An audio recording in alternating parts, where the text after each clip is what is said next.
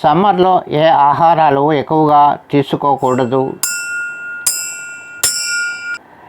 Non veg, junk food, masala, tea, కాఫీలు. Type 2 diabetes నియంత్రణకు సహకరించేది ఏది? బీన్స్ గింజల్లో ఫైబర్ ఎక్కువగా ఉంటుంది.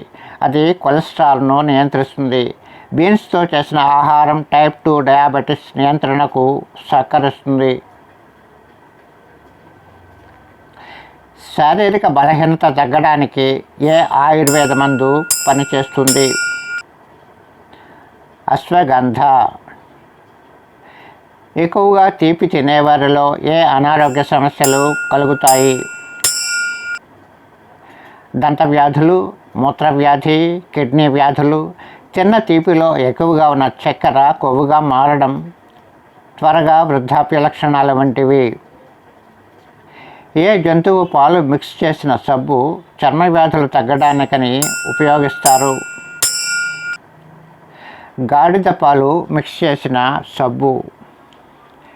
వెన్నునొప్పి, మెడ నొప్పి సమస్యలకు వైద్య భాషలో పేర్లు ఏమిటి? వెన్నునొప్పి స్పాండలైటిస్, మెడ నొప్పి సర్వైకల్ స్పాండలైటిస్. మొబైల్ ఫోన్ ఎక్కువగా వాడేవారిలో ఏ అనారోగ్య సమస్యలు వస్తాయి?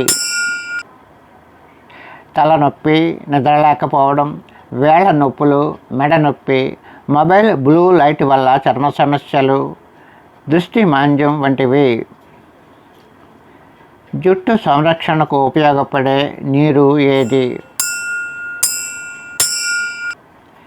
బియ్యం కడిగిన నీళ్ళు.